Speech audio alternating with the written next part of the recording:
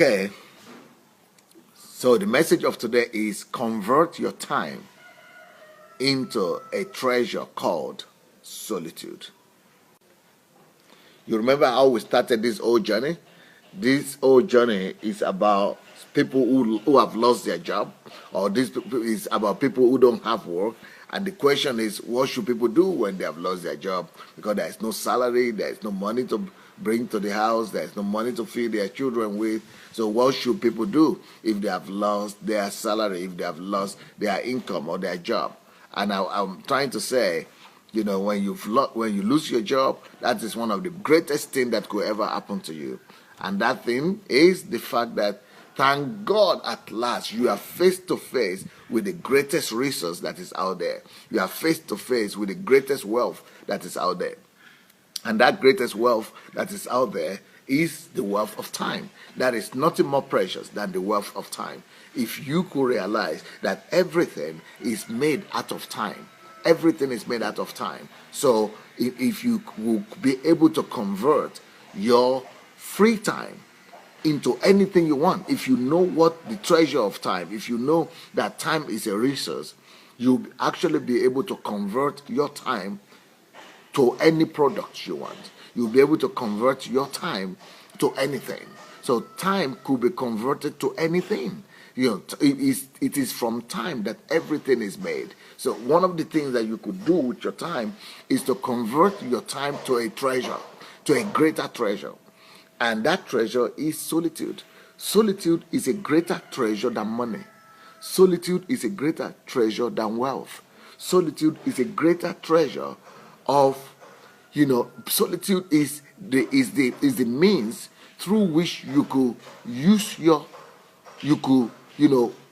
concentrate in using your time. You could concentrate to converting your time into something of value. So solitude is a time is a time when you are actually doing something with your time. So it's a form of overcoming distraction. It is a form of overcoming distraction. And when you overcome distraction, you'll be able to do something more specifically, something more precise, something more definite with the time that you have. So it's the time, the gift of the time of solitude is one of the greatest treasures you could ever think about. It's a wonderful, wonderful treasure. Let me tell you something about solitude. Do you know that really nothing is born? Nothing is born. Nothing could be given birth to without solitude.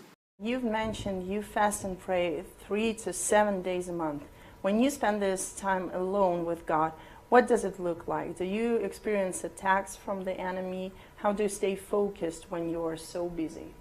Yes. If you are going to practice solitude with God the way I do it, that is locking yourself away from everybody, even from your family and children, and from outside world. Of course, in a situation like that, when you are by yourself, definitely you are there with your body and not just with God. And because you are there with your body is going to remind you that he's there with you. That is, you are going to be attacked with hunger. Even Jesus was attacked with hunger when he was fasting. And then you're going to be attacked with thoughts, different thoughts.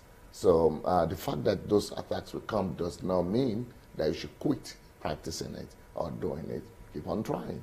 And those attacks will become lesser and lesser. And just focus on what you are there for.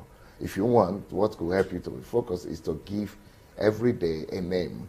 For example, the first day you could call it, today is the day of what? Today I will just worship and praise God and love on God. So you could call it Love Day. Second day you could call it Blessed Day. A day you want to bless everybody that's in your life, your family, yourself, your church, everything. Third day you could call Intercession Day. Then you intercede for people you think are in need of it. Then, if you have a ministry and you want growth or business or prosperity, you could name that as one of the days. And, that could cause you to be engaged and more focused. And then you might also want to go into such a solitude with some books with you, or some cassettes, or some messages, and feed your spirit. and make sure that they help you to get more focus on why you're there.